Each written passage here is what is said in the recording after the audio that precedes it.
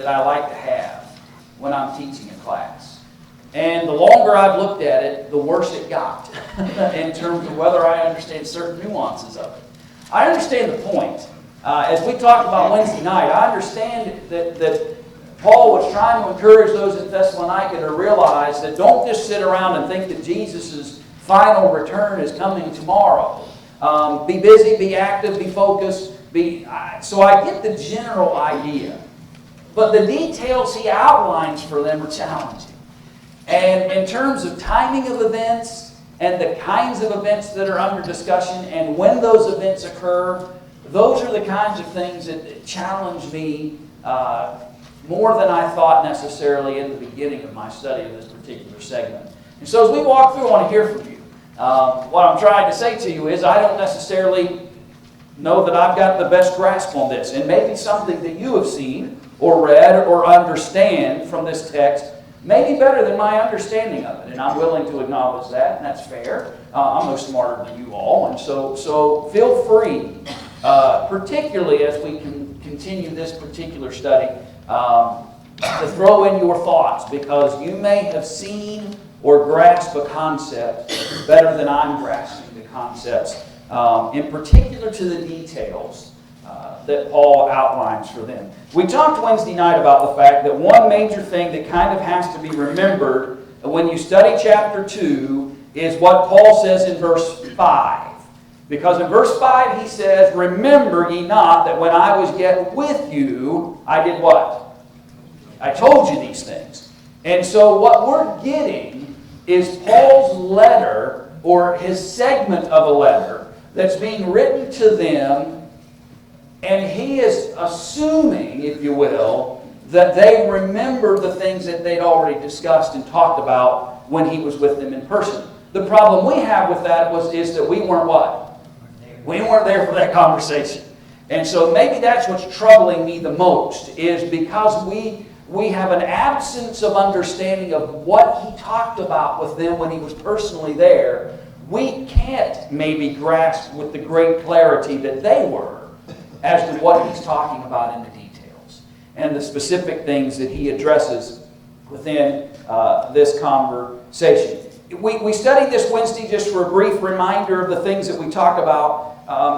He basically said that he's encouraging them to think about the coming of the Lord in verse 1. And he tells them in verse 2, don't be shaken in mind by what kinds of things? By spirit, by attitude, by disposition, by word, by letter as what? As from us. And so we talked about the fact Wednesday night that there were apparently already forgeries, for lack of a better description, communications that were being shared between groups that maybe weren't necessarily valid. And so Paul warns them about that. And the discussion about whether or not the day of Christ is immediate in connection to them. And he says, don't be deceived by all the things, because there's going to come what? Before the day shall come. Okay, there's going to be a falling away first. In other words, there's going to be a period of time in relationship to them. And there's a man of sin spoken of here that will be revealed, the son of perdition. To be honest with you, that's where I get lost a little bit. And my guess is that was something he talked to them about. And that's part of the conversation that he must have had with them. Whoever this is, whether it's an individual, whether it's a concept, whether it's a group, there seems to be a better understanding on their part than on our part. Now, we can sit around and speculate all day long, right? We can come up with some people or some individuals or some groups or some identities. We can reference other passages and try to make connections. But the truth is, I don't know that we'll be able to 100% be able to identify. Now, here's what's interesting. What's going to happen with that man of sin? He will eventually be... He'll be revealed first, right? He tells them he's going to be revealed. He's exalted himself as if he's God. He's worshipped. He's sitteth in the temple of God, the expression says, showing himself that he is God. And then he reminds them that they've already talked about these things. Then in verse 6, now you know that withholdeth that he might be revealed in his time. So Paul tells them there's a moment, if you will. There's a process and then a moment in which this, whomever it is, will be known and understood by them. He will ultimately be revealed, but it takes a process of time. And as with all things that belong to God, when you think about it, all things have a point in time, if you will. There was an appropriate time for Jesus to come. There was an appropriate time for him to begin his ministry. There was an appropriate time for him to be crucified. There's a concept within Scripture that comes back over and over and over again, that God has a plan and he has a purpose, and those things are revealed and those purposes are revealed in the plan and timing that God chose.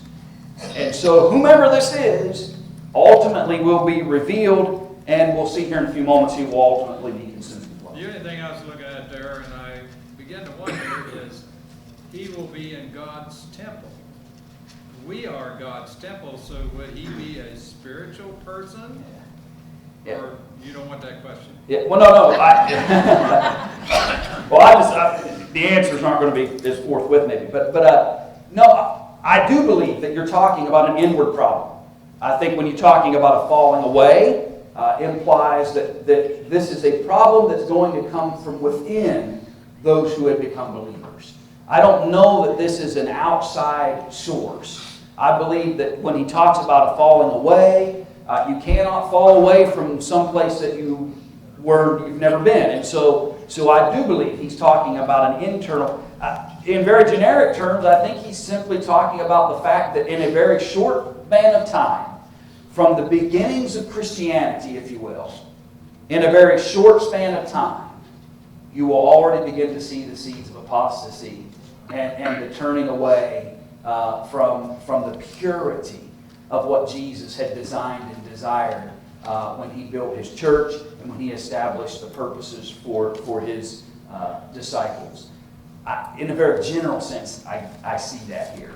That's kind of the problem that they're dealing with. And they're already, we're going to see in a minute, they're already seeing the workings of this moving away from what God. So yeah, I think it is an inward, among Christians kind of problem. And later on it talks about us being sanctified and set apart. So, he's working with the individual. He's working with his heart and everything like that. So yeah, he's going to challenge him later in the chapter to honor the sanctification that's brought through the Spirit. And at times that we generally think of that, and I'm way ahead of ourselves, but it's okay. We generally think of that being set apart, and we generally think of it in relationship to sin. We think about being sanctified. We think about being separated from sin. In this context, he may have more of an idea of you're going to have to distinguish yourselves from the man of sin and the things that he's introducing and bringing into existence among God's people. And we'll see that again, I think, before we're done. Go ahead. In verse 7, in this version, the word uses the word he, and he capitalizes it. Does that have, I noticed on that version it don't have it. It's not capital. Usually the small. Talking about verse 7? Yeah. Yeah, Then he, is that like what if he's specifying an individual there? Yeah. Well, let's look at that since we're there. So he's been withheld, this revelation of who this man of sin is, so that he can be revealed in his time. So there's a restraint placed until the appropriate time. Verse 8, for the mystery of lawlessness or iniquity doth already work. So there's the point we just made a moment ago. Paul's telling those in Thessalonica that these things are already in the works. The process of people moving away from what Jesus intended for them and elevating themselves as God, that process has already begun. And only he who now letteth will let until he be taken out of the way. I don't know if that makes a difference. Yeah. And I think that what he's driving at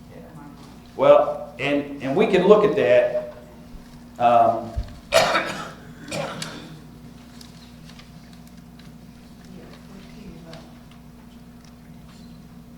And about another beast coming up out of the earth, and he had two horns like, and there may be, the trouble is we don't, without an inspired person, for me, and I'm just talking about me and my own personal study of Scripture, if an inspired person doesn't connect the dot for me, I try not to connect the dot. I can appreciate parallels. I can appreciate symbolisms. I can appreciate where pictures look the same. But short of a more specific, inspired approach, I'm just cautious to immediately say the two are connected. I'm not arguing with somebody who sees the connection. You understand what I'm saying? And that's where it gets hard. And when throw the book of Revelation into the mix, you want to talk about muddy waters, Jim. We'll be in the murkiest, muddy mess you've ever seen. But that's okay. My general philosophy about the book of Revelation has been that you're more dealing with the powers of Rome and the defeat of that than you are about religious entities. I take a very simplistic approach in that sense then to the book of Revelation, that's who the battle is with for those people. Because I think we forget, we press the book of Revelation so far into the future that we forget that it had a purpose to the people it was written to. And it was intended to encourage them that resolve is on the way. And if we push that too far into the future, we might blur what it meant for them at the time it was written. Is the only challenges we have somewhere. Go ahead, Mark. I was, when she was talking about references, I started looking up several references about the son of destruction. And it took me clear back to even John, where Jesus was talking about he had lost none of his apostles except the son of destruction. Yeah. And I think sometimes we look at that and we say, and we get stuck on the son, meaning one person. I don't think it's a person. I think it's a mindset. Yeah. Where people will go and, somebody wants to be something big. Yeah. And they will sacrifice congregations, they'll sacrifice themselves. I mean, the Catholic Church and many other denominations do that. And anybody can be a son of destruction. Yeah. In principle, I perfectly agree with what you're saying. That just like the description of the Antichrist is not so much a person as it is anyone who is opposed to Christ. And I think the texts bear that out that talk about that. The son of perdition. We do have Judas is referenced in that fashion. And who was he? He was a betrayer of Jesus. Who are these people? Whom or whoever it is that he's talking about here in 2 Thessalonians? They are betrayers of Jesus because they are going to fall away. They're going to apostatize the purity of what Jesus intended. So again, I'm with you on all the principles we're sharing.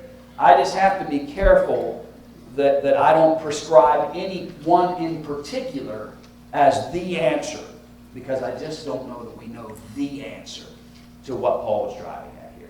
We got to watch, get too deep into stuff and get over our heads. And again, we're not just looking at the trees in the forest right now. We're looking at the leaf and the vein within the leaf. You understand what I mean? So don't forget there's a forest. And the forest is, don't assume that Jesus is coming back today. You don't know that. That's the first letter. You don't know when he's coming back. And number two, there are events and circumstances that must occur before that event can occur. So let's just get busy and be faithful live sanctified. That's the message. That's a simple. And then within the message, he's telling them and reminding them of a conversation they had about all these details of the kinds of things that have to occur. And I don't think it's by coincidence that he's talking about that there's an appropriate time. There's an appropriate time for the man of sin to be revealed. There's an appropriate time for the consuming of that man to occur. There's an appropriate time for these events, and God is in control of all that. He's the one that's going to determine He'll take care of it. when those things occur. Right. But he will be revealed, verse 8, whom the Lord shall consume with the spirit of his mouth, and shall destroy with the brightness of his coming. And again, this verse can be troubling. And it's troubling in this sense. When will he be consumed with the spirit of Jesus' mouth and the brightness of his coming? And here's why I ask that. Because if we're dealing with, does that happen at his second coming? And if so, is that when the wicked will be revealed? Are those two events simultaneous? Because look what he says in verse 8. And then shall that wicked be, after these events, after these occurrences, then shall that wicked be revealed, whom the Lord shall consume with the spirit of his mouth and shall destroy with the brightness of his coming. Are they simultaneous events? Probably the right answer. That's the one I got to. No. I think what he's saying is that he will be revealed, fact, and he will be consumed, fact. When will the consuming occur? At the brightness of his coming. And so I don't believe that you're dealing with a simultaneous event. I believe that they'll understand who this is within a short span of time, if you will, within God's plan of time. And ultimately that wickedness will be consumed at the coming of the brightness of Christ. In other words, don't lose heart. Don't be shaken. Don't be disturbed in your faith because of the potential successes or the potential frustrations or the potential challenges that this man of sin has brought, because he will ultimately be destroyed. Ultimately, victory will come. And so rely upon that. Don't be overwhelmed. In some senses, maybe what Paul's telling us is don't get overwhelmed in all the details and forget that the real point is that Jesus will eventually reign victorious, which is a very similar message, by the way, to the book of Revelation. That Jesus ultimately will reign victorious over anything that opposes him and his purposes. And so we can appreciate that fact in relationship to those things. Again, we have to keep verse 8 and all of this in the context. Yeah. And then going back to the beginning of the chapter, he's talking about the coming of the Lord and us being gathered to him. Yeah. And he's talking about the man of sin will be revealed. Well, verse 8, yeah, he's going to be revealed. When is he going to be revealed? After that one that's restraining him has been taken out of the way. Yeah. Then he will be revealed. But don't worry about him being revealed, because Jesus will take care of him when he returns. Right. Is this going to create some major problem in the sense that somehow it would stop them from gathering with the Savior someday? And the answer is no. That Jesus can address that at his return. Let me ask one question, Sure. because I'm getting confused a little bit. If this coming of this guy being revealed at a certain point in time near them, and if that occurred, then they would look for Jesus any day then? That's the thing I'm getting out of that, because I look at it way on down the road. Yeah, and again, we're we may be looking at it in reverse sometimes. We're trying to take the details and see how, in some ways, we're trying to, we're trying to take the general thought and force the details upon it. The details are there to encourage them to realize that you don't assume that the Lord is coming today. There's a lot of things that have to happen before His return. But you're right. If they understand, and if it's in their lifetime that they see more clearly the revelation of this, then it ought to open their eyes up, anybody's eyes up more quickly to understanding. And I think I'll back it up one step. If we are talking about just the general idea, which I lend myself to, that we're talking about the general idea that within a short span of time, from its infancy, Christianity will begin to be, impure and innocent. That's not the right word either, but you understand what I'm saying. It's that we will begin to see apostasy. We'll begin to see transgression. We'll begin to see people moving away from the purity of what Jesus designed. Those events are going to happen before Jesus will return. And so, again, their problem isn't do they know or not know who the man of sin is. That's not their problem. Their problem is they're sitting around assuming that Jesus is coming tomorrow or maybe today, and they're just doing, in essence, nothing while they're waiting for that. They are confused about when Jesus is coming back. They were confused about it, so he wrote the first letter. Obviously, he must have got some insight in the communications back to him. He's still addressing that same issue.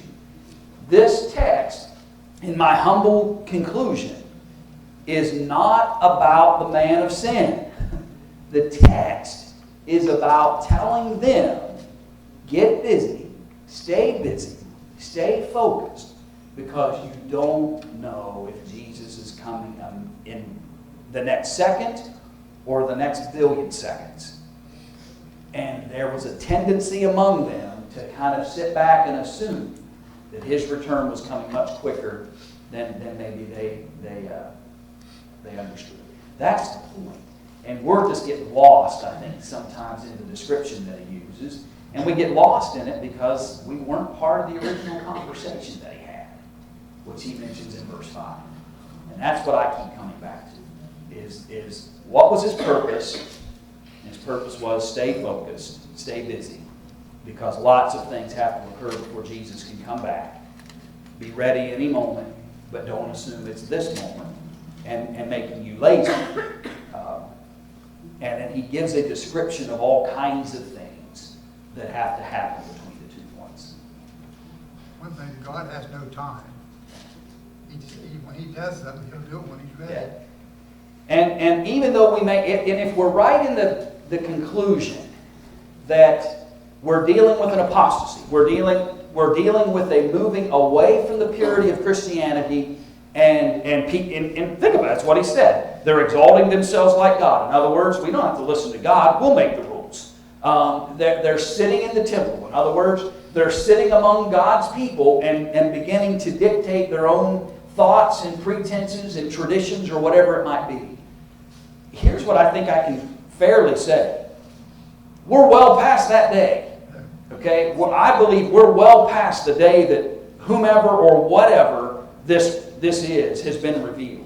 We can look around our world and see the manner in which the purity of what Jesus intended that we can read about in Scripture has been well altered by this point in time. So maybe in some senses, back to Randy's thought a minute ago, we better be instant and ready, because if we can accept the generic idea that he's talking about, this falling away, this moving away from the purity. Well, the world has seen a moving away from the purity of Christianity for a long time. And so in that aspect, it had been revealed. And we best be recognizing that Jesus can come back in now at any point because that restraint, if you will, is already removed. Fair enough? Okay.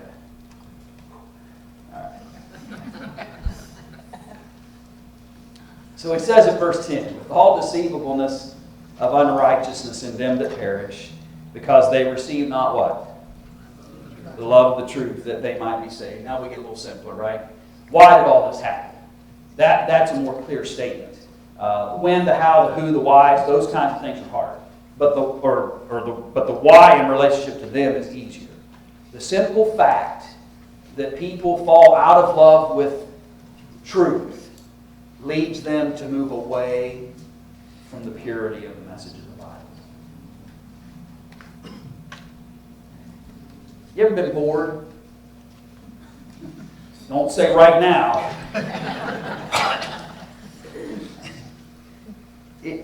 What do you do when you get bored?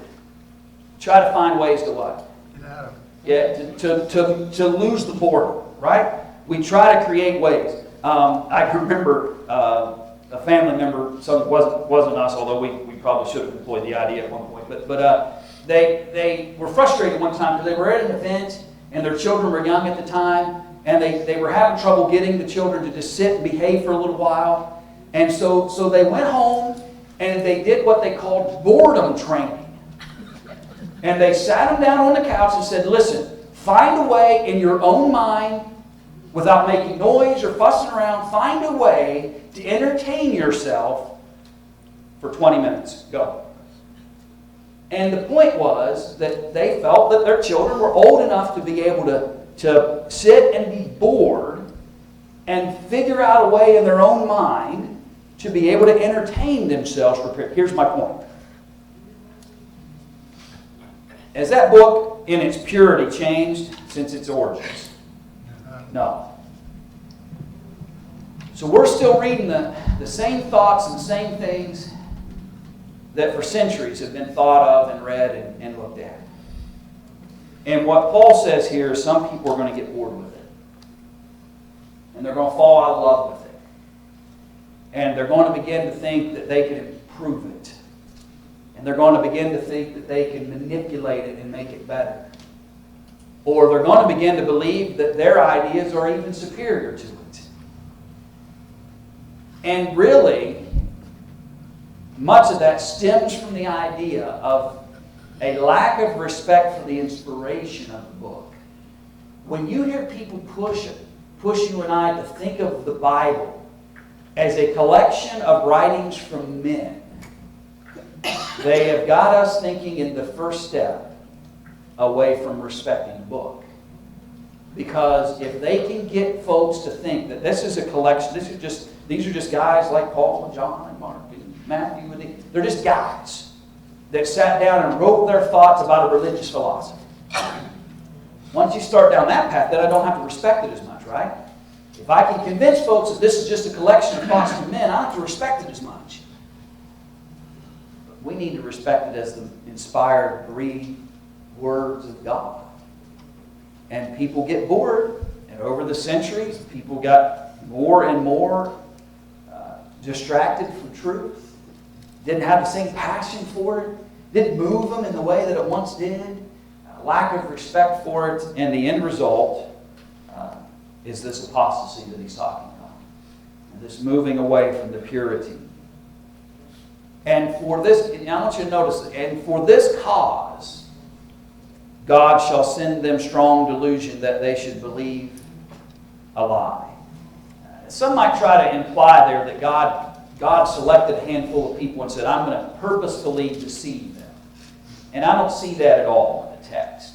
What he's saying simply is, read it together, because they receive not the love of the truth that they might be saved, and for this cause, because of their own choosing to not love the truth, delusion was allowed to exist, and they were permitted to believe a lie. It was by their own decision-making that brought this on. It wasn't some arbitrary decision of God to pick out, so many people and say, I'm going to trick them. It was because of their willingness to be distracted from truth. Then God says, you want to be delusional? You have a right to be delusional. You want to believe lies instead of truth? You have every freedom and right to make that choice and decision. But what? What's the result? Yeah. So God will send this. Here, He'll allow for you to be deceived and the challenges that it comes. I think what we see, Brian, in verses 11 and 12 are very similar to what we see in the latter part of Romans chapter 1, similar to 1 Timothy chapter 4 and the first few verses there, and 2 Timothy chapter 4 and the first few verses there. God will allow them to believe a lie. And we see that in the Old Testament, in Jeremiah 27 and 28, and in Ezekiel. You'll see that God will allow people to be deceived. If they want to be deceived and they don't love the truth and won't stick with His word, He will allow them to be deceived and to be damned eventually. And in that sense, He is sending them a strong delusion. In that sense, by the very ability that they have to choose those things. In essence, God is involved in sending that delusion to them by His free will to let them make those decisions. We see those parallel thoughts in connection to that. He's talking about Christians, right? That have fallen away. Yeah, I think you're talking about anybody that's been involved in this apostasy and this moving away from the purity of Christianity. I don't think that the narrative necessarily is broken here.